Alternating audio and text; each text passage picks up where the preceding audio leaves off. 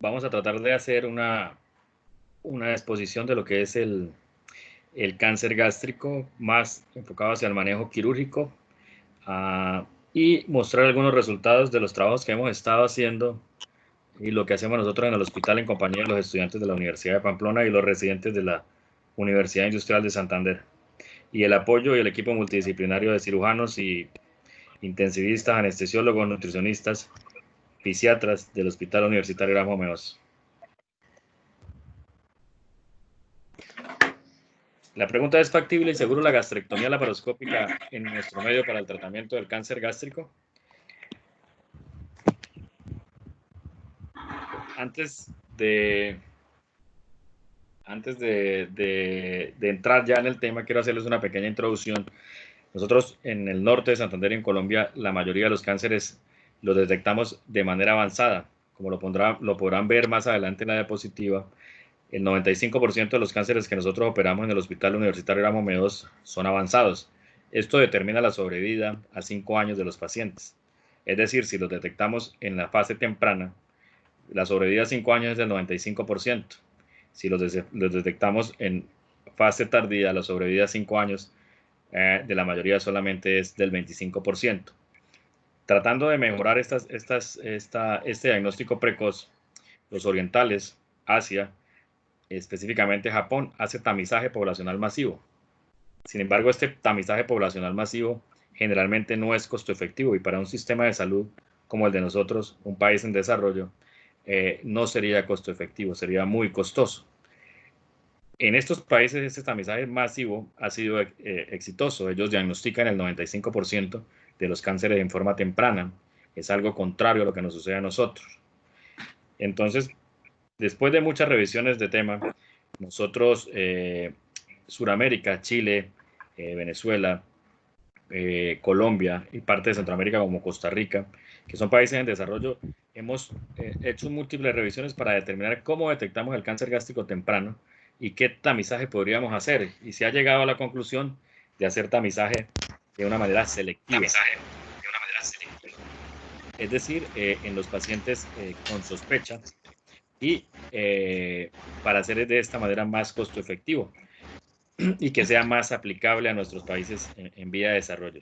Si hacemos la búsqueda en la literatura, si debemos o no hacer endoscopia a toda la población, pues con recomendación grado B se dice que no es recomendable hacerle endoscopia a toda la población, pero sí se recomienda hacer endoscopia a pacientes seleccionados con estudios de biopsia, para de esta manera detectar cáncer gástrico temprano con una recomendación grado B. Entonces, ¿qué es lo que proponemos nosotros? ¿Y qué es lo que estamos proponiendo con el grupo chileno y el grupo del Instituto Nacional de Cancerología? Es detección a pacientes sintomáticos mayores de 40 años, que se denominaría tamizaje selectivo, que se le haría endoscopia de vías digestivas. Con esto, querríamos identificar aproximadamente un cáncer gástrico por cada 40 o 50 endoscopias. Y de estos 40, que el 20% sean cánceres tempranos y el 60% sean cánceres resecables. Porque la otra falla que tenemos nosotros es que lo detectamos avanzado, pero no solo avanzado, sino que irresecables, o muchas veces con carcinomatosis o con criterios de inoperabilidad, lo cual pues empeora el pronóstico y es para pacientes. Generalmente el cáncer gástrico afecta a pacientes que están dentro de un aporte económico familiar y a la sociedad importante. Entonces esto es muy necesario tenerlo en cuenta. ¿A quiénes le hacemos endoscopia? Entonces, a todo paciente mayor de 40 años, como tamizaje selectivo, mayor de 40 años que tenga síntomas dispépticos, dolor epigástrico, ardor, pirosis, que permanezcan durante 15 días y que no cedan al manejo en cambios en el estilo de vida. Generalmente la queja de los pacientes que vemos es: doctor, no me querían enviar la endoscopia, y cuando me la enviaron ya tenía un cáncer gástrico avanzado. Entonces, toda epigastralgia no es igual a omeprazol. Toda epigastralgia es mejor cambiar los estilos de vida, cambiar la manera de comer, cambiar el comportamiento del paciente. Y si en 15 días de esta manera persiste la sintomatología, a este paciente hay que hacer una endoscopia. ¿Y qué tipo de endoscopia? una endoscopia dirigida al tamizaje con protocolo Sidney, es decir, hay que hacer cromoendoscopia y hay que hacer biopsias, 5 sets de biopsias en 3 sitios diferentes, antro, incisura angulares y cuerpo del estómago, para enviar a patología. ¿Y a quiénes más le hacemos la endoscopia de vías digestivas altas? A pacientes mayores de 40 años que tengan síntomas de alarma como la anemia, como la disfagia, la pérdida de peso y algunos pacientes que tienen riesgo como los que tengan antecedentes de gastrectomía subtotal por enfermedad ulcerosa, los que tengan antecedentes de familiares de primer grado con cáncer gástrico y los que tengan otros factores de riesgos. A estos pacientes debemos hacer la endoscopia más biopsia. La endoscopia se denomina endoscopia con protocolo Sidney y eso incluye las biopsias. Y el patólogo nos debe reportar las biopsias con el protocolo Olga y Holguín. Este protocolo sí ya muestra ser costo efectivo para nuestro sistema porque nos va a determinar si ese paciente requiere o no la repetición de endoscopia. Porque muchos pacientes, si ustedes lo han vivido en la consulta externa, hay pacientes que se les repite la endoscopia cada tres meses sin ninguna indicación, o cada año, o cada 6 meses sin ninguna indicación. ¿Por qué? Porque a este paciente no se le tomó biopsia y no se le clasificó del riesgo que tiene desarrollar o no cáncer gástrico. Ya tomando la endoscopia con protocolo Sidney y posteriormente el reportaje patológico con protocolo Olga y Holguín, nosotros podemos definir qué paciente tiene riesgo de desarrollar cáncer gástrico, qué paciente tiene cáncer gástrico y cada cuánto se puede hacer la endoscopia.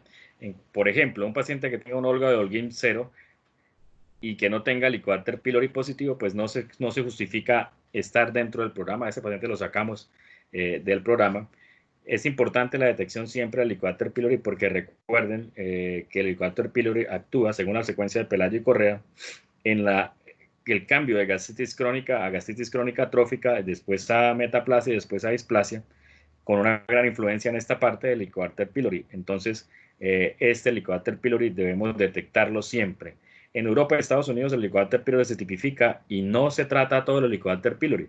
Sin embargo, nosotros, los países en desarrollo con alta incidencia de cáncer gástrico, todo el Helicobacter pylori detectado, el Helicobacter pylori tratado, porque esto nos puede favorecer la evolución de una gastritis crónica atrófica a metaplasia, luego a displasia, y luego ya tenemos lo que es cáncer gástrico.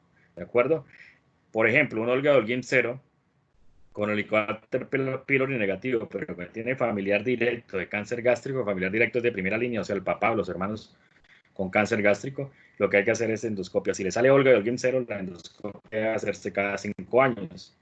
Si sale Olga de Holguín 0 con Helicobacter pylori positivo, mire que el cambio de tenerlo o no el Helicobacter pylori cambia. Si sale positivo el Helicobacter pylori, hay que hacerlo cada 3 endoscopia. Y así sucesivamente, hasta detectar, por ejemplo, la displasia. Si es de bajo grado, hay que hacer la endoscopia anual, y la displasia de alto grado hay que hacerla cada 6 meses. Y si ya se detecta y la patología no muestra que es cáncer gástrico, pues ya eso sí debe ser remitido a un comité multidisciplinario. Esto es lo que estamos planteando para disminuir la incidencia de cáncer gástrico avanzado y tener detección temprana mediante un tamizaje selectivo y mejorar la sobrevida de nuestros pacientes a largo plazo. Con los estudiantes de Unipamplona, en Luisa, Gustavo, hemos trabajado en hacer una zonificación o establecer la geografía de nuestro cáncer gástrico en el departamento y en la ciudad. Eso se llama geolocalización. Esto lo hemos logrado establecer y tenemos que la provincia de Ocaña casi nos representa el 21% de los cánceres. Si juntamos a Ábrego y a Ocaña, ustedes pueden ver ahí que nos representan casi el 22%.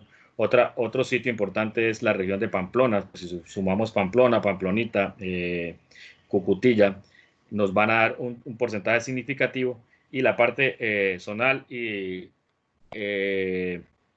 la parte metropolitana de Cúcuta, Villa del Rosario y Cúcuta, pues tenemos la mayor incidencia de cáncer. Entonces son 3 zonas básicamente: Cúcuta y su zona metropolitana, Los Patios y Villa del Rosario, la parte de la provincia de Ocaña y la provincia de Pamplona. Tenemos alto grado de presencia de cáncer gástrico. Otro que llama la atención es Tibú y el Catatumbo, no por la incidencia, sino el grado de agresividad de estos tumores. Esa área es un área especial que debemos preguntarnos por qué son tan agresivos y en pacientes jóvenes los tumores que están en el área del Catatumbo.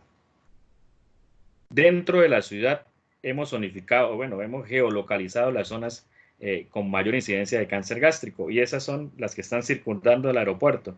Si ustedes ven, casi el 32% lo ocupa la zona noroccidental y la zona occidental de Cúcuta, Atalaya y lo que es los barrios circundantes al cementerio central, lo que es la zona 7, la comuna 7 y la comuna 8. Lo que ustedes pueden ver es que eso está relacionado con la estratificación de los pacientes, ¿no? Los pacientes de menor ingreso, menor estrato socioeconómico, pues tienen más riesgo de desarrollar cáncer gástrico que los pacientes de un poquito mayor estrato socioeconómico.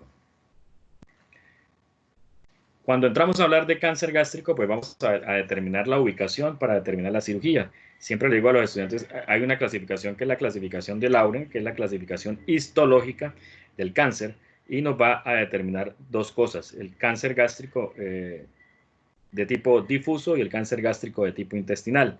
El tipo difuso es más agresivo y es más de pacientes jóvenes y generalmente está adaptado a pacientes con alteraciones en la E-caderina. Y el tipo intestinal, que es más distal, es más en pacientes avanzados, es agresivo, pero no tan agresivo como el difuso, y es más en pacientes mayores de 50 años, y ahí sí está en la secuencia de Pelayo y Correa y la influencia del Helicobacter pylori. Entonces, esa ubicación del cáncer gástrico es muy importante para determinar qué tipo de cirugía hacemos. Si es un cáncer proximal, o sea, cuerpo, lo preferimos cuerpo, y los que son CIWAR3, de los que son de la unión gastroesofágica, o sea, de 2 a 5 centímetros por debajo de la unión de gastroesofágica o cardias, eso lo manejamos como gástricos. A esos pacientes se les debe hacer gastrectomía total. Y los que son antrales y pilóricos, pues se les hace gastrectomía subtotal, siempre buscando un margen generalmente entre 4 y 5 centímetros. ¿De acuerdo? Generalmente cuando ustedes ven la clasificación T, los T4A son los que no perforan la serosa del órgano, y los T4B son los que comprometen órganos adyacentes, es decir, se sale de la serosa del estómago. Estos en algunas ocasiones, o cuando comprometen el vaso o el hilio esplénico o la cola del páncreas, generalmente tienen indicación de resección en bloque. Solamente estos, por eso dice que la esplenectomía de rutina debe ser evitada solamente si está comprometido el hilio o si está comprometido el vaso como tal, estaría indicada la gastrectomía con esplenectomía en bloque. Son principios quirúrgicos. ¿Qué criterios tenemos de resecabilidad? Esto es lo clásico que se denominaba antes, la evidencia de afectación peritoneal, es lo que hablamos de carcinomatosis, son punticos como punticos blancos algodonosos en el peritoneo. Actualmente estamos hablando de cirugía de citorreducción con hipertermia, es decir, aplicar quimioterapia en la cavidad abdominal entre 38 y 40 grados, después de hacer el procedimiento quirúrgico, y entonces no es condición sine qua non de resecabilidad. Consideramos, hay un índice que se denomina índice de carcinomatosis, y los pacientes que tienen carcinomatosis por debajo de 11, esos pacientes les podemos ofrecer quimioterapia hipertérmica y resección peritoneal, o sea, se llama peritonectomía y PEC, siempre y cuando no haya metástasis hepáticas irresecables. La metástasis a distancia, como las hepáticas o los paraórticos, cuando hay ganglios comprometidos paraórticos, ya los consideramos estadio 4, porque ya consideran metástasis.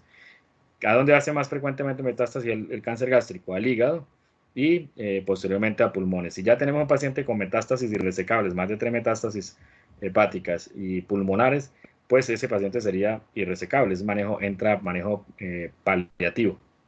Lo que les decía del compromiso ganglionar, si tiene un N4, ya es compromiso paraórtico, entonces eso es un estadio 4.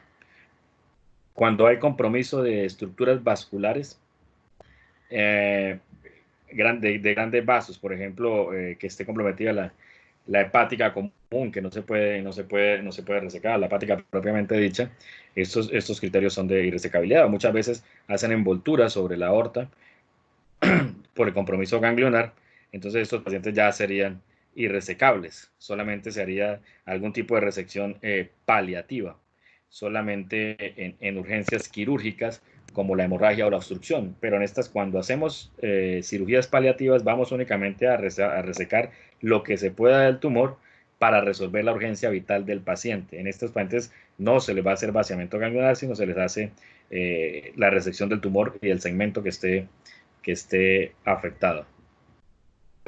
Entonces, cuando los tumores son resecables, miren, la idea, ¿no? La idea es identificarlos en tumores in situ o tumores N1A, que son limitados a la mucosa. Estos pacientes le debemos hacer resección endoscópica. Es importante aclarar acá cuál es la diferencia entre un cáncer gástrico temprano y un cáncer gástrico tardío. Un cáncer gástrico temprano es el que está limitado a la mucosa y submucosa, sin importar si tiene o no ganglios. Y un cáncer gástrico avanzado es el que compromete más allá de la mucosa y tiene o no tiene ganglios. Nuestro objetivo sería identificarlos en T1, ¿no? Mucosa y submucosa, para hacerles resección endoscópica siempre y cuando cumplan algunas condiciones que más adelante se las voy a mencionar. Entonces, si son tumores in situ o son T1A, los vamos a enviar a resección endoscópica. Esto sería lo ideal. El 98% de estos pacientes están vivos a 5 años. Si son T1B a T3, lo que hay que hacer es resección gástrica. Gastrectomía, ya les dije, si es proximal hay que hacer gastrectomía total, y si es distal, pues se puede evaluar si se le puede hacer gastrectomía subtotal, siempre y cuando tenga una buena diferenciación y no sea un cáncer gástrico difuso, porque nosotros preferimos hacerle a los cánceres gástricos difusos gastrectomía total, y a los que tienen una clasificación mal diferenciada de la patología también hacerles gastrectomía total y no subtotal, por el riesgo de recidiva tumoral en el muñón gástrico que dejemos en una subtotal. Cuando hay un T4B, hay que hacer la resección en bloque de las estructuras involucradas, generalmente es vaso o ilio esplénico o la cola del páncreas, eso se puede hacer la resección. Generalmente debemos hacer, como hace compromiso ganglionar, el cáncer gástrico, lo que tenemos que hacer es un vaciamiento ganglionar. La NCCN recomienda mínimo 15 ganglios, nosotros estamos más por hacer un D2 que tiene mayor sobrevida. Esto lo pudieron mostrar los japoneses, pero ellos en su D2 clásico involucraban la esplenectomía. Ya actualmente no está recomendada, simplemente hacemos un D2 modificado. La idea es extraer más de 25 ganglios. Ya ahorita más adelante en un video les voy a mostrar. Y nuevamente les insisto, la esplenectomía única y exclusivamente cuando el tumor es un T4B, es decir, cuando está comprometido el hilio esplénico o cuando está comprometido el vaso. Cuando hablamos de procedimientos paliativos, ¿qué hacemos? Lo que les dije, resección gástrica únicamente para quitar la obstrucción y el sangrado. No hacemos linfadenectomías. Y otro que está en boga ahorita en estos momentos, la utilización de stents, tanto antrales, antropilóricos, como a nivel esofágico. Por eso es importante el grupo multidisciplinario. Hay que actuar ahí con los endoscopistas de manera conjunta. ¿Cuál es el objetivo de la cirugía? De una cirugía curativa es tener una resección R0. Entonces les recuerdo, cuando uno hace una resección R0, no deja enfermedad residual ni microscópica ni macroscópica. Ese es el objetivo de toda cirugía curativa. Pero existen ocasiones en que no se puede hacer eso y entonces deja uno márgenes microscópicos, sería un R1, y cuando hay márgenes macroscópicos, márgenes grandes, serían un R2. ¿De acuerdo? Pero el objetivo de toda cirugía, eso ya R1 y R2, pues serían cirugías paliativas. El objetivo de toda cirugía es tener un R0, porque eso aumenta el riesgo de recidiva. Entonces, como les dije anteriormente, cuando es localizado in situ o T1A, lo que se hace es resección endoscópica siempre y cuando tengan buena diferenciación y el tamaño de la úlcera sea menor a 2 centímetros. Eso sería lo ideal. Haciendo tamizaje selectivo, tener por lo menos el 20% de esos pacientes detectados con ese tamizaje propuesto selectivo. Y ya en los estadios 4, esto es lo que le mencionaba, cuando hay un índice de carcinomatosis menor a 11, podemos utilizar la quimioterapia hipertérmica, que mejora muy poco la sobrevida, sí la mejora, pero bueno, un mes para un paciente es algo importante. Y seguramente aquí vamos a ir avanzando paulatinamente con los inmunomoduladores y con la mejoría de la quimioterapia hipertérmica. ya estamos hablando de cirugía de reconversión y ya les voy a mostrar. Porque anteriormente decíamos todos los estadios 4, es decir, tiene carcinomatosis o tiene metástasis hepática, ya los definíamos como inoperables y los sacábamos de cualquier posibilidad de tratamiento. Ya actualmente los tenemos divididos en 4 categorías. Una categoría que es sin compromiso peritoneal macroscópico y la otra con compromiso peritoneal macroscópico, es decir, que se ve por tomografía o por laparoscopia. Ese compromiso que no tenga compromiso peritoneal microscópico lo vamos a dividir en 2 categorías. Que tenga metástasis potencialmente resecables, o sea, 3 metástasis, hasta 3 metástasis hepáticas, y que se vean con cirugía de hígado y vía biliar que se pueden resecar, entonces ese paciente se va a mandar a quimioterapia neoadyuvante. Miren que en estadio 4 hablamos de quimioterapia neoadyuvante, antes era paliativa únicamente. Recuerdo que neoadyuvante es antes de la cirugía y adyuvante después de la cirugía. Pero en este estadio 4, categoría 1, lo podríamos enviar a terapia neoadyuvante y después entrar a hacer la resección del tumor y a buscar un R0 resecando también las metástasis hepáticas. Otra es la categoría 2, con metástasis marginales pero resecables, también se va a quimioterapia efectiva. Si el tratamiento es adecuado, entramos nuevamente a hacer esa cirugía. Entonces es ahí donde es el concepto de cirugía de reconversión o de conversión. Un paciente que era inoperable, que era un estadio 4, le damos quimioterapia intensiva o neoadyuvante y se nos vuelve quirúrgico y entramos con criterio potencialmente curativo, o sea, a dejar un R0. ¿Sí? El otro grupo de pacientes, que es el que tenga compromiso peritoneal macroscópico visto por tomografía o visto o por laparoscopia, lo que tenemos que determinar es el índice de carcinomatosis, tal de quimioterapia sistémica y posteriormente en el categoría 3 entrar con la intención de hacer peritonectomía más IPEC, darle quimioterapia hipertérmica a los pacientes. Luego está el otro grupo que sí ya nos quedaría el que antes se manejaba, que es irresecable, entonces no es candidato para ningún manejo quirúrgico, nos toca es quimioterapia paliativa en este momento, sí. ¿De acuerdo? Eso es lo que hablamos de cirugía de conversión, para que vean que cada vez más avanzamos en el tratamiento de cáncer gástrico avanzado, pero nosotros estamos fallando en el tratamiento, en la detección temprana. Lo ideal es operarlos de manera temprana. Entonces las guías NSCN que dicen, oiga, hagamos por lo menos 15 ganglios, que sería un D1, pero lo ideal hacer un D2. La pancreatectomía y la esplenectomía, que los japoneses dicen que la hacen en el D2, nosotros preferimos en lo que es Occidente hacerla solamente cuando esté comprometido el hilo esplénico y el vaso. Obviamente la D2 debe ser hecho por cirujanos expertos, y un cirujano experto en cirugía laparoscópica es aquel que tenga más de 50 gastrectomías laparoscópicas. No todo el mundo puede hacer este tipo de procedimiento. Entonces les voy a hacer un resumen acá. Los T1, T1A y los TIS que médicamente sea médicamente posible operarlos, lo mejor es hacerle una resección mucosa endoscópica, siempre y cuando sean bien diferenciados y el tamaño tumoral sea menor a 2 centímetros. A ellos le hacemos resección endoscópica. Han habido progresos en esto. Hay estudios que han mostrado que tamaños tumorales más grandes se pueden resecar también por medio de endoscopia. Estamos esperando resultados con esto. Cuando son médicamente posibles y potencialmente resecables, pues si no tienen metástasis, está de T1B, T2 con ganglios o no positivos, es decir, que no tengan metástasis, de T2 hasta T4B, que no tengan metástasis y que sean potencialmente resecables, pues hay que llevarlos a cirugía.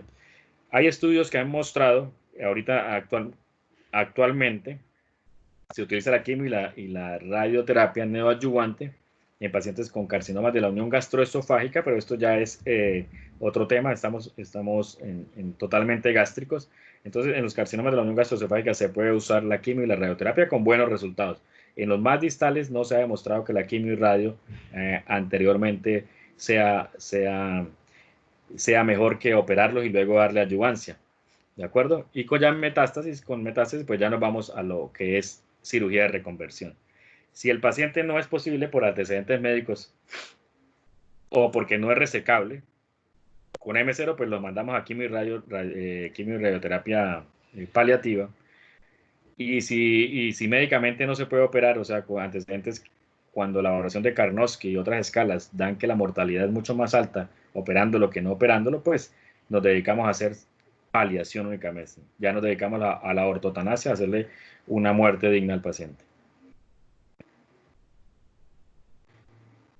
Como les dije, existen muchos esquemas. Estados Unidos se van con su esquema McDonald's, quimio, radioterapia, neoadyuvante, el McDonald's es adyuvante, o sea, después de la cirugía. Europa está con EORT, y que son de los holandeses, y de los ingleses, que es el esquema MAGIC, que es quimio perioperatoria, antes y después de la cirugía. Y Japón sí se va siempre por quimioterapia adyuvante, es decir, operar y luego dar quimioterapia. ¿Qué tenemos nosotros en el Hospital Universitario Erasmo Meoz?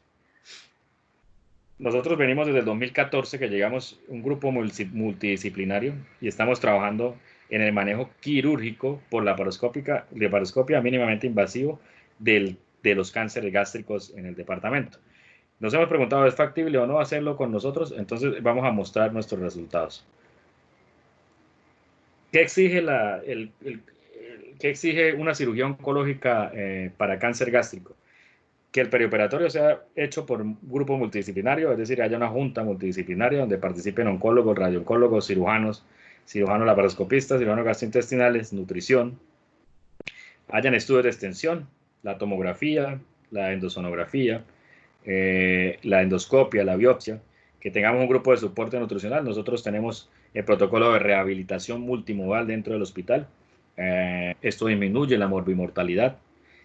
La linfadenectomía se prefiere siempre hacer un D2, ese es el objetivo siempre. Lo que les dije, bordes de resección libres, siempre buscar un R0, los márgenes distales y proximales aproximadamente de 4 centímetros, que la mortalidad a 30 días sea menos de 5%, que el número de nódulos linfáticos, de ganglios que reporte la patología sea aproximadamente lo mínimo 15 ganglios, y que el cirujano que esté en cirugía abierta por lo menos haga 5 por año, pero como les dije anteriormente, para hacerlo por laparoscopia, el cirujano que esté al mando de este grupo o el que esté encabezando este grupo debe tener por lo menos 50 cirugías gástricas realizadas. Eso lo exige los protocolos de los CLAS, que son los estudios coreanos. Entonces, haciendo la revisión, ¿qué tipos de estudios hay en la literatura mundial para cáncer gástrico por laparoscopia? Entonces nos vamos a Asia. En China tenemos un metaanálisis publicado en el 2019 que buscaba encontrar cómo eran los desenlaces oncológicos a largo plazo, y ellos que encontraron que la gastrectomía total por laparoscopia tiene similares resultados a la gastrectomía abierta a largo plazo. En Japón también, Kitano es un autor muy famoso, Kitano, que dice que la gastrectomía laparoscópica no es inferior a la gastrectomía abierta. El CLAS son un conjunto de estudios, van CLAS 1, CLAS 2, CLAS 3, CLAS 4, CLAS 5, CLAS 6, que está dedicado solamente a revisar los desenlaces quirúrgicos y oncológicos del cáncer gástrico por laparoscopia. Y estamos hablando, en el 2019 apareció publicado el CLAS 2, esos son de los estudios coreanos, CLAS con K son coreanos. Hay unos de los estudios que son de los estudios chinos, CLAS con C, que son chinos, pero no los colocamos acá. El de más poder son el CLAS 2 y el CLAS 6, que buscan determinar los resultados quirúrgicos a largo plazo. Esos son multicéntricos, son ensayos clínicos controlados y multicéntricos, y dentro de la exigencia para participar en estos estudios es que el cirujano que opere debe tener mayor a 50 gastrectomías hechas en su historial quirúrgico. ¿Y qué han mostrado? El CLAS 2 El CLAS 2 mostró que la gastrectomía total laparoscópica es superior a la gastrectomía abierta en tiempo de recuperación, es decir, los pacientes se van más rápido para la casa, tienen menos dolor postoperatorio y hay menos complicaciones, menos fugas anastomóticas y menos infecciones del sitio operatorio. Y ahorita está en curso, todavía no han salido los resultados preliminares del CLAS 6, que están midiendo sobrevida a 3 años. Y eso está pues, en fase de reclutamiento. Más adelante miraremos cómo nos muestran y qué resultados nos dan estos CLAS, este CLAS 6 que está en curso. Esto por parte de Asia.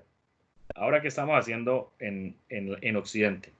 Norero, que es un autor chileno, un autor chileno, es un autor muy importante chileno de la Universidad Católica de Chile. ¿Qué hizo? Hizo dos grupos comparativos, hizo un estudio retrospectivo comparando la gastrectomía abierta con la gastrectomía laparoscópica y revisando totales y subtotales. ¿Y qué dijo?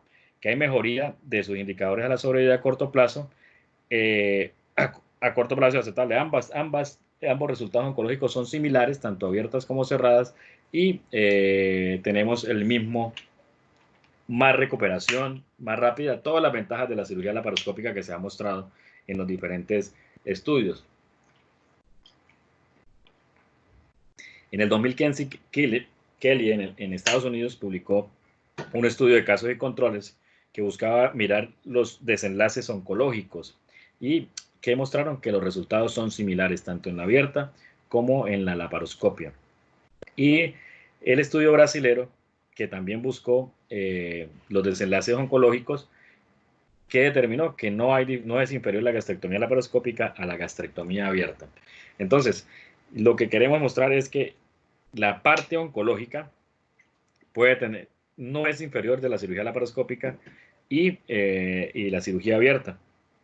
Siempre a los estudiantes les he dicho que ellos deben ser visionarios. Ya ahorita nosotros, si ustedes leen y buscan en PubMed, ya la comparación no se está haciendo entre cirugía laparoscópica y cirugía abierta, sino se está haciendo la comparación entre cirugía laparoscópica y cirugía robótica. Ojalá que en algún momento alguno de los que estén en la charla vengan a la institución y nos enseñen a operar en cirugía robótica. Entonces, ya nosotros nos planteamos los siguientes objetivos: describir los desenlaces quirúrgicos de nuestros pacientes y representar los desenlaces oncológicos a cortos plazos de nuestros pacientes y analizar los factores asociados a una estancia más prolongada. Entonces, ¿qué tenemos? Un estudio tipo cohorte, venimos reuniendo los datos desde el 2014, es un estudio prospectivo, lo paramos hasta noviembre del 2018, estamos ahorita trabajando con los estudiantes que están integrando el grupo de investigación, complementando 2019 y lo que va del 2020, que no ha sido mucho. ¿Qué hacemos? Pacientes que tengan diagnóstico de cáncer gástrico, siempre los tenemos avanzados, no hemos operado casi ninguno temprano. A los que son CIWAR 3 los hemos mandado a neoadyuvancia, porque son los de la unión gastroesofágica. Siempre los operamos con tacto toracoabdominal, endoscopia de vías digestivas altas y el manejo por el grupo multidisciplinario y de rehabilitación multimodal del hospital. Esto mejora los resultados a largo plazo porque mejora la respuesta fisiológica del paciente al estrés, que es la cirugía. Obviamente aquí también tenemos la participación de los intensivistas de la institución. Entonces nos comparamos con Norero, que fue el que les nombré anteriormente, el chileno que hizo el retrospectivo. La edad media de nosotros más o menos es igual, entre 64 y 64 años, nuestros pacientes. El porcentaje más o menos igual entre masculinos, ellos tenían 56% de masculinos, nosotros 54%. El índice de masa corporal es más o menos igual. Nosotros operamos un ASA más avanzado, el 78% de nosotros es ASA 3, ellos el 52% es ASA 2. La ubicación también del tumor. Nosotros tenemos un 12% de la unión gastroesofágica, ellos 27%, y nuestros tumores son más de antro y de cuerpo. Si ustedes ven, suman el 82% este tipo de tumores. Ellos tienen un poquito más bajo esa ubicación. ¿Qué tenemos nosotros? La gastrectomía. Hicimos 90, hasta ese tiempo habíamos hecho 90 gastrectomías laparoscópicas totales y 26 subtotales, ellos 135 y 76. Nuestra conversión es de 4 pacientes, representa el 3%, que es un poco menor a la de ellos, que es un 5.6%. Como ven, el adenocarcinoma intestinal es el más frecuente, el 70% de nuestros cánceres es más frecuente, que es lo que reporta la literatura mundial, es más frecuente el intestinal, el 16% es difuso, y tenemos aquí otras variedades como el carcinoma mucinoso y células anillo de sello, que son cánceres más agresivos, pero se presentan en menor proporción, ambos suman el 8%. Nosotros tenemos el tiempo quirúrgico operatorio haciendo una gastrectomía total o subtotal con un vaciamiento de 2, un tiempo aproximadamente de 240 minutos, la media, entre 240 y 300, ellos un poquito más, entre 270 la media, y entre 130 y 500 minutos la total. Siempre hacemos reconstrucción en J-Rows en el 100% de nuestros pacientes. Ellos en algunos hicieron ASA, que es Billroth 2, Y nuestra estancia hospitalaria va de 7 días, eso sí está por el protocolo, 7 días, al séptimo día es que debe estar en la casa el paciente, pero hay algunas complicaciones que nos han hecho prolongar la estancia, pero el promedio es 7 días, el de ellos también, y gira entre 2 y 77 días, o sea que no estamos tan lejos de la literatura mundial publicada. En cuanto a las complicaciones médicas, siempre las reportamos con Calvin Dindon. Este artículo está próximo a salir por ahí en un par de meses, como tal. En cuanto a las complicaciones, pues dentro de la clasificación de Calvin-Dindon estamos en la clase 2, la mayoría de casos. 4 pacientes tuvimos neumonía, 4 pacientes con infección de catéter venoso central, 2 hicieron falla cardíaca, 1 hizo infarto y 1 hizo infección del sitio operatorio, 1 hizo infección del tracto urinario. En cuanto a las complicaciones quirúrgicas, 4 pacientes nos han sangrado, hemos tenido el apoyo de la parte endoscópica, no hemos tenido que recuperar, reoperar, sino por endoscopia nos han ayudado, un 3%. Hemos tenido una fuga anastomótica del duodenal, no, esa fuga no fue anastomótica, sino fue del muñón duodenal, y una fuga del esófago y una anastomosis que se maneja con el apoyo multidisciplinario de los endoscopistas, con stent, y casi siempre nosotros dejamos DREN, entonces no hubo problema. En desenlaces oncológicos, nosotros tenemos una media de 23 ganglios, ellos de 27. Esos no somos tan estrictos en el vaciamiento ganglionar en los pacientes mayores de 75 años y con algunas comorbilidades, porque eso aumenta la morbimortalidad del paciente. Entonces, en algunos no hemos hecho D2 como tal, sino hemos intentado hacemos un D1 y logrando cumplir la meta de mínimo 15 ganglios. El margen proximal sí está dentro del límite, la media es de 6 y 4 centímetros, y el estadio que nosotros más operamos es el estadio 3, 52%, ellos estadio 1, o sea que ellos están mucho mejor que nosotros en ese tipo de detección. Y miren la diferenciación tumoral, la mayor grado de diferenciación tumoral de nosotros es de bajo grado, o sea que es un poco más agresivo. En cuanto a la R0, siempre casi buscamos el R0, nosotros tuvimos el 92% de R0 y 9 pacientes que tuvimos un R1 porque esos fueron procedimientos paliativos. Generalmente al hospital nos llegan son pacientes obstruidos o con hematemesis y con tumores muy grandes. ¿Qué quisimos ver acá en esta? ¿Qué variables estaban relacionadas con la mayor estancia hospitalaria? Vimos que el uso de anticoagulantes y las complicaciones quirúrgicas es lo que más tenían nuestros pacientes que duraron con más estancia hospitalaria. Entonces, ahí tenemos que, eso nos va a sembrar alguna duda para mejorar un poco la parte quirúrgica. ¿A qué conclusiones llegamos nosotros? La gastrectomía laparoscópica en cáncer gástrico es un procedimiento factible en nuestro medio, sí lo podemos hacer, tenemos los mismos resultados oncológicos y clínicos reportados por la literatura mundial. Los hallazgos quirúrgicos y oncológicos son seguros, de que es lo importante en cirugía oncológica, y esto pues hay oportunidad para abrir nuevas líneas de investigación y hacer diferentes propuestas en cuanto al tratamiento quirúrgico del cáncer. ¿Cómo lo hacemos? Entonces vamos a mirar en 10 pasos un breve cómo hacemos una gastrectomía subtotal. Entonces son 5 puertos que utilizamos, siempre entrando a cavidad abdominal por el estómago. Ahí estamos viendo la vesícula biliar, el hígado, los pilares diafragmáticos, el aumento mayor, e iniciamos siempre con la decolación del epiplón mayor. Siempre con la decolación del epiplón mayor, buscamos el colon y hacemos la resección del epiplón mayor.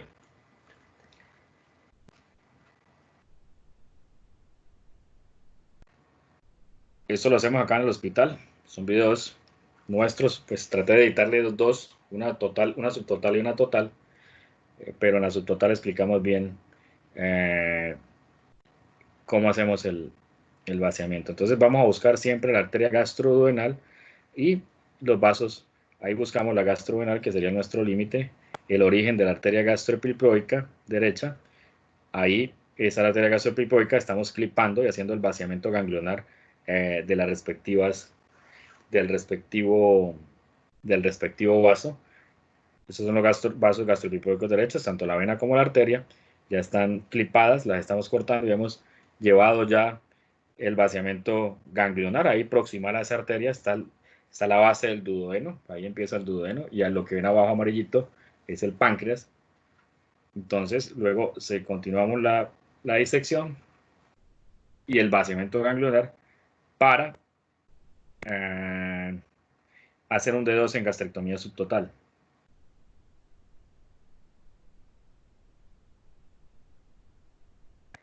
Aquí estamos próximos a hacer el corte duodenal. Miren, ahí el píloro está marcado, estamos abriendo la parte lateral, y ahí vamos a buscar la arteria hepática propia, y vamos a buscar la pilórica. Ahí estamos alzando el píloro, utilizamos un Goldfinger, lo levantamos, y posteriormente utilizamos sutura mecánica, generalmente usamos siempre la dorada, hacemos el corte a nivel duodenal, primera porción duodenal. Ahí lo que ven amarillito acá es el páncreas, duodeno, curvatura del duodeno. Ahí estamos haciendo el corte. Aquí vamos a buscar ahora el tronco celíaco y nos vamos por la gastroduodenal y vamos a ver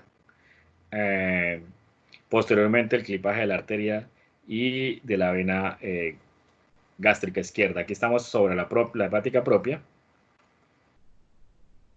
y aquí vamos a ligar la vena y la vena gástrica izquierda y la arteria gástrica izquierda también, que son ramas del tronco celíaco. Ahí pueden ver palpitando al lado la arteria esplénica. Ahí está el tronco de la arteria gástrica izquierda. La estamos liberando y ya hemos quitado todo el tejido ganglionar que está a su alrededor y realizamos el clipaje de la arteria gástrica izquierda y hacemos el corte en su origen. Luego vamos a buscar la arteria esplénica.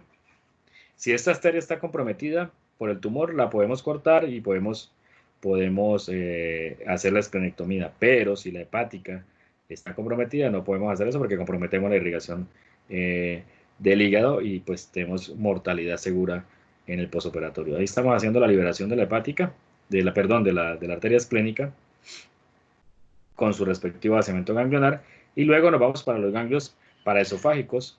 Hacemos la disección hasta el pilar diafragmático, retiramos todo el tejido ganglionar que esté circundando el esófago, la unión gastroesofágica y el estómago. Como lo pueden ver, ahí está la membrana esofágica, la estamos liberando y estamos resecando todo el tejido ganglionar que se encuentra perigástrico y paraesofágico, tanto derecho como izquierdo.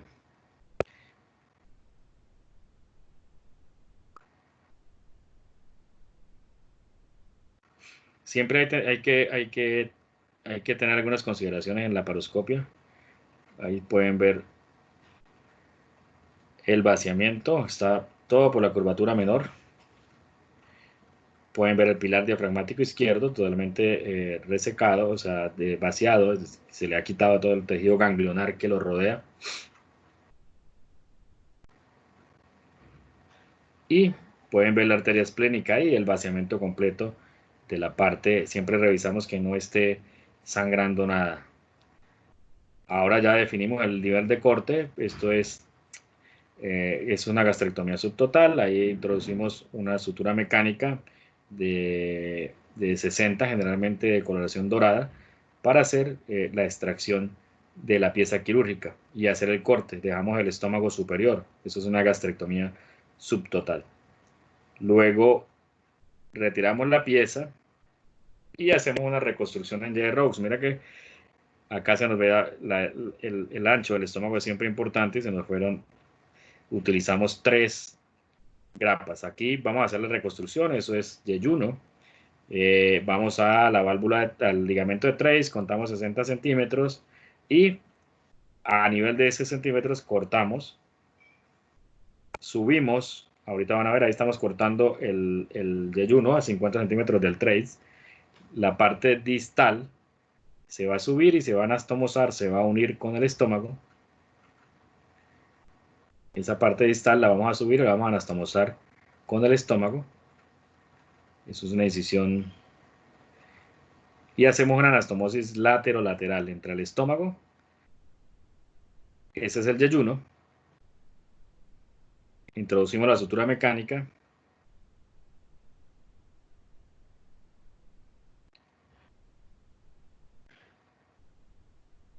Y hacemos la anastomosis lateral en la pared posterior del estómago. Ahí vamos a hacer la anastomosis. Es una anastomosis esófago-yeyunal, gastro-yeyunal, perdón. Y la brecha la cerramos con sutura con puntos generalmente de Vicryl o puntos de Prolene. Depende del gusto del cirujano. Nosotros generalmente usamos Vicryl. Cerramos la brecha mediante sutura intracorpórea, siempre usando solamente seromusculares para intentar que quede invaginado la sutura, que quede invaginado el orificio por donde entraron las suturas mecánicas. Ahí estamos terminando la esófago, la gastroyejunoanastomosis.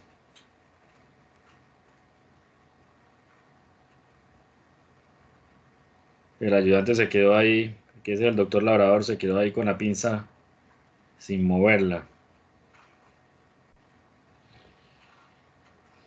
Listo. Hacemos un punto para disminuir tensión.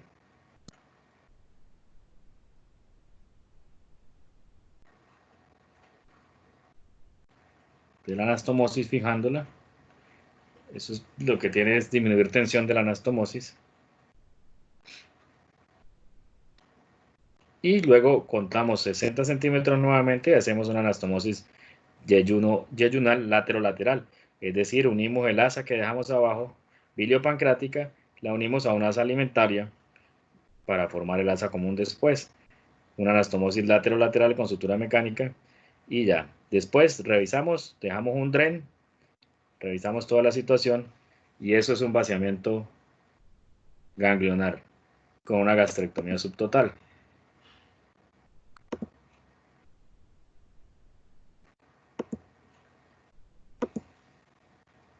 Y aquí vamos a mostrarle en 5 minutos lo que es cómo es una gastrectomía total.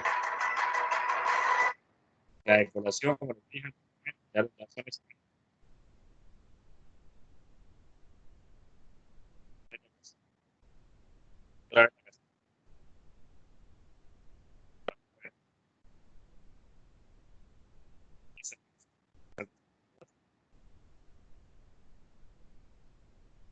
tocamos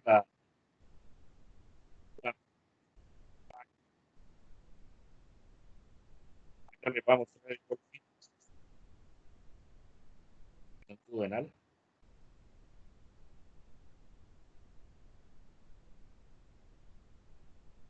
Este es el Goldfinger, lo que ven abajo amarillo del páncreas, eso es el duodeno. Vamos a hacer el corte. El, eh, el duodeno, la mecánica dorada. Luego procedemos a hacer los vaciamientos.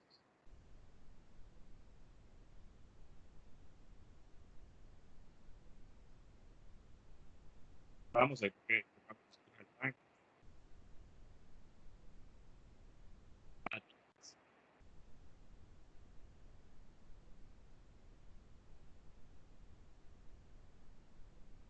Esto es la gástrica izquierda. Usamos casi siempre sutura mecánica blanca para hacer el corte. Este es un ganglio paraórtico, miren, están en la raíz de la meseta, en la raíz del tronco celíaco, y ahí pudimos resecarlo. Lo hicimos hace 5 años y aún está. Mira, aquí está el reparo del esófago. Después de hacer el básico, lo que ven al lado son los reparos diafragmáticos. Estamos reparando el esófago para hacer el corte. Este es el corte con sutura mecánica dorada previa a los.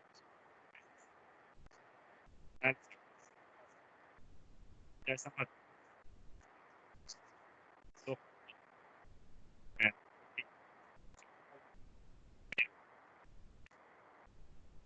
esófago.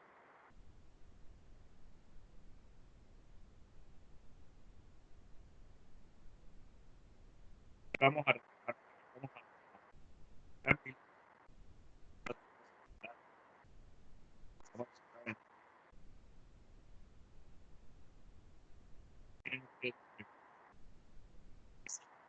pero tiene más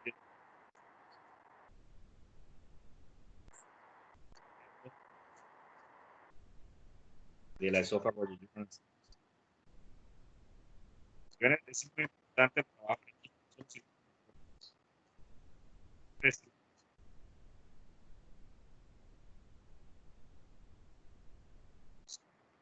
Estamos más. Demostré tanto en este. Vamos a hacer otra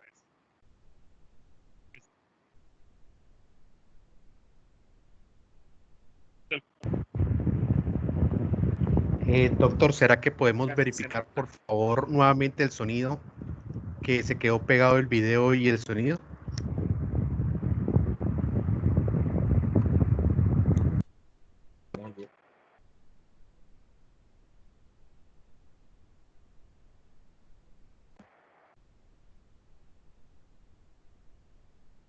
Ahora sí arrancó el video. Muy bien. Sí, señor, ya arranco. Bueno, entonces les explico. Ahí estamos viendo la. Vamos a sacar el ampil por el esófago. Eso hace parte de la esófago mecánica. Vamos a hacer la unión del esófago. No van a ver salir. Eso viene se introduce por la boca.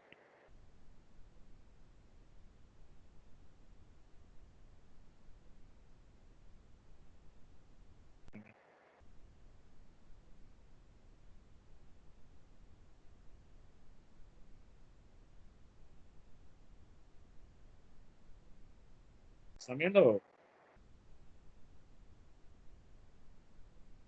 Doctor Rugano, ¿están viendo el video o se paró? Se paró nuevamente, doctor. Tenemos problemas con ese video.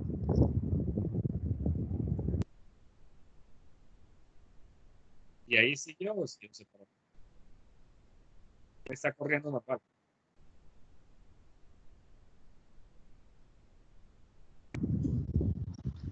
Yo lo estoy viendo pantalla a pantalla.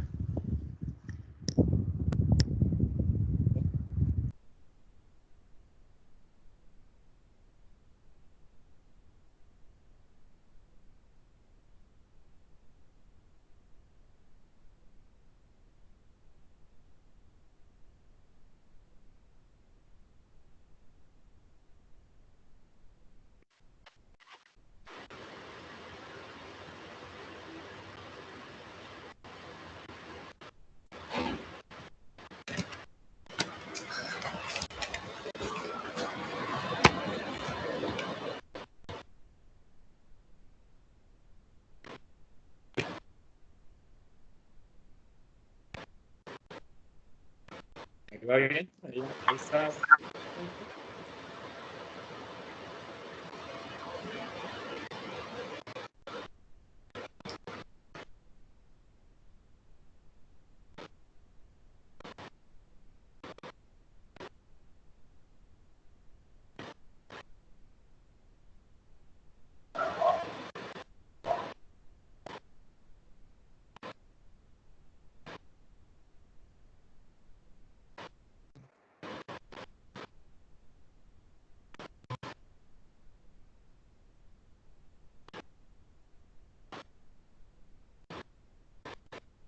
Bueno, pues creo que el video no está corriendo bien, doctor Rugano.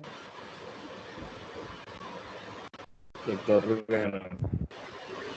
Y tenemos problemas con la transmisión del video.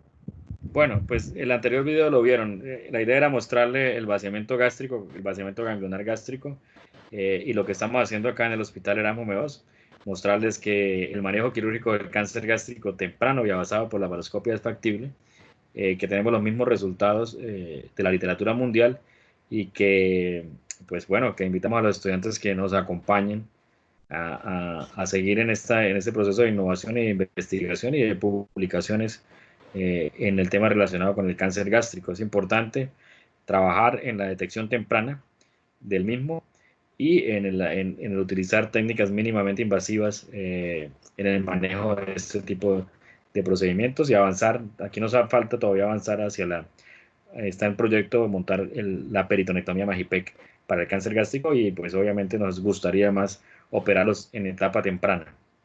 Entonces, esta era la presentación. Muchas gracias por la invitación. Doctor, muchísimas gracias por su presentación. Excelente como siempre. Y en este momento le vamos a dar la oportunidad a los participantes que nos acompañen con sus preguntas. El Claro. doctor Carl Torres Cortés alza la mano para hacer la pregunta. Sí, señor. Buenas noches, doctor. Muchas gracias por la charla, excelente. Mi pregunta es, ¿cuál sería la indicación para realizar vaciamiento ganglionar total o en qué paciente se preferiría? ¿Vaciamiento ganglionar qué? El vaciamiento ganglionar total o completo que mencionaba. Bueno, es un de dos. Todos los pacientes con cáncer gástrico que definamos operar, que definamos hacer gastrectomía, hay que hacerle vaciamiento ganglionar. Lo ideal es hacerle un de dos. ¿Por qué? Porque inclusive los tempranos pueden tener compromiso ganglionar. Hasta el 25% de los cánceres gástricos tempranos pueden tener compromiso ganglionar. Entonces, si definimos si es un T1B, hay que hacerle hay que hacerle vaciamiento ganglionar. Únicamente en los cánceres que tú entres a operar por paliación, es decir, a resolver el sangrado o la obstrucción, no se le hace, y que no sea con criterio curativo, entonces, y que sea con criterio paliativo, a esos no se les hace vaciamiento ganglionar, pero cuando entras a hacer una cirugía con criterio oncológico curativo, hay que hacerle vaciamiento ganglionar. Muchas gracias, doctor. No, sí por la pregunta.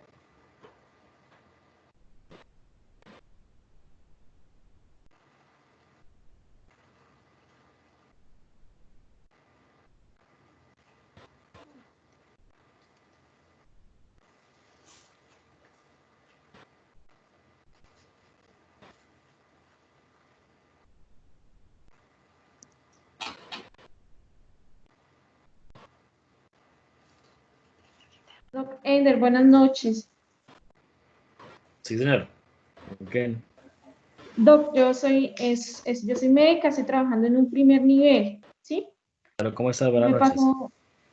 Sí, Doc, me pasó algo muy, la verdad es como triste porque pues no diagnostiqué, sino me llegó un paciente de 34 años de edad me refería a síntomas con dispepsia, epigastralgia, eruptos ya de larga data, y pues todo el mundo lo trataba, como usted decía, con inhibidor de bomba de protones, con omeprazol, en ayunas, y bueno, etc.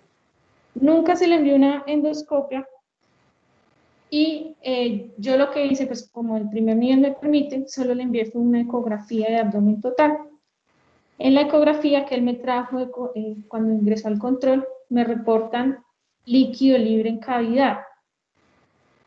De una vez me tocó hacerle remisión prioritaria a cirugía general en bioendoscopia, y endoscopia reporta tumor difuso, y pues toman biopsia y sale Borman 4 prácticamente. Le hicieron TAC de abdomen y solo sale invasión solo peritoneo. No está ni en hígado, no tocó nada, solamente peritoneo, no reportan ganglios, digamos, paraórticos, bueno, sino que este caso es especial porque digamos que es el esposo de la secretaria aquí del puesto de salud que yo laboro.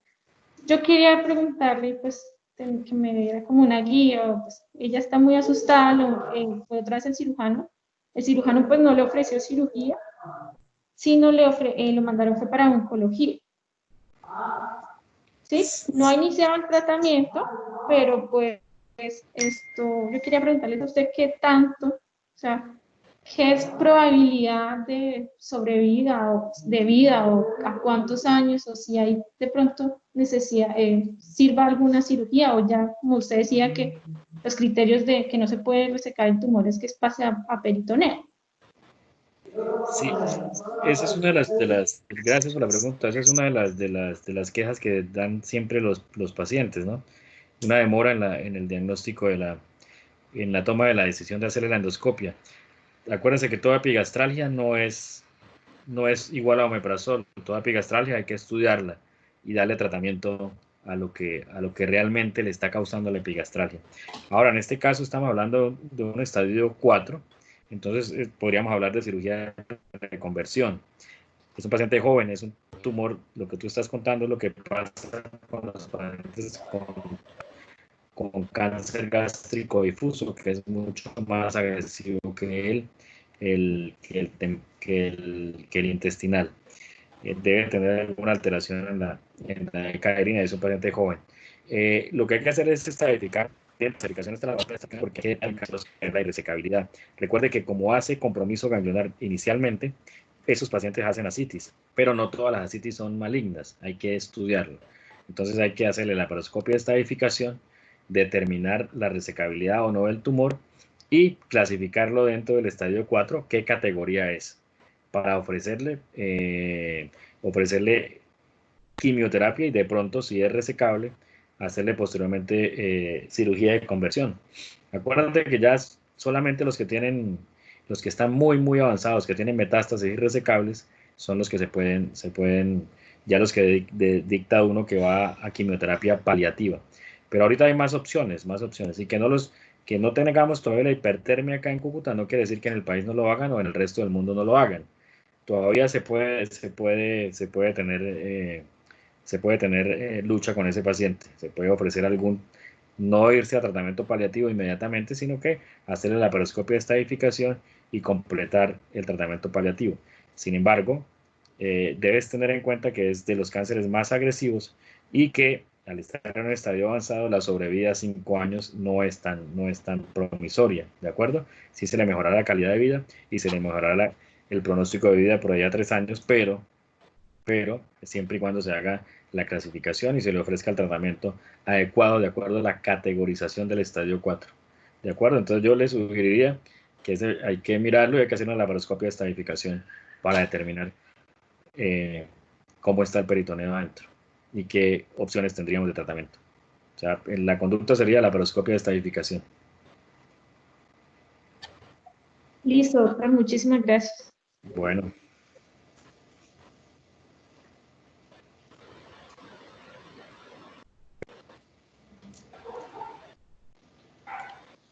¿Y alguien más tiene alguna pregunta?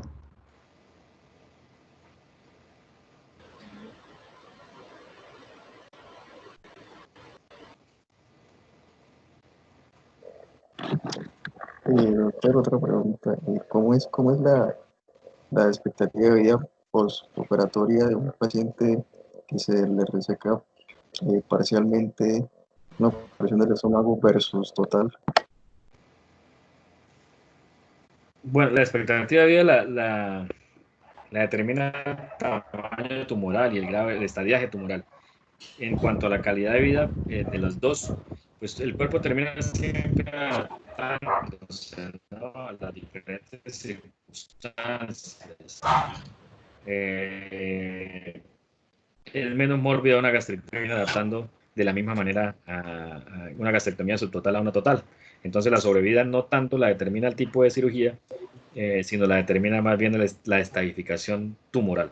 A los 6 meses ya los pacientes, tanto de gastrectomía total como de subtotal, la mayoría están ya con una buena calidad de vida y no tienen diferencia significativa en el comportamiento de su alimentación o su estilo de vida.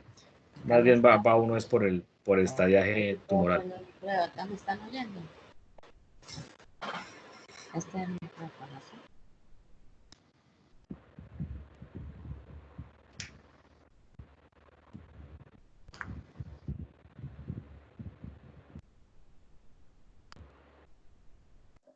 Listo, muchas gracias.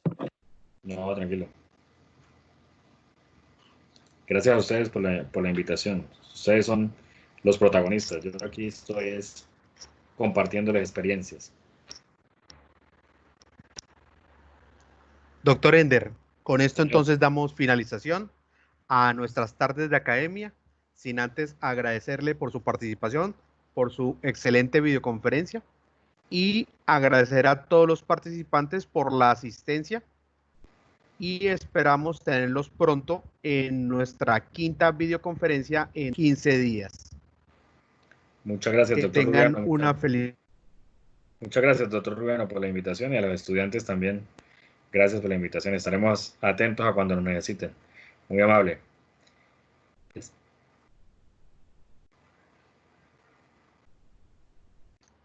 Gracias, feliz noche. Feliz noche. Gracias, doctor. Hasta luego. Hasta luego. Hasta luego. Hasta luego, muchas gracias.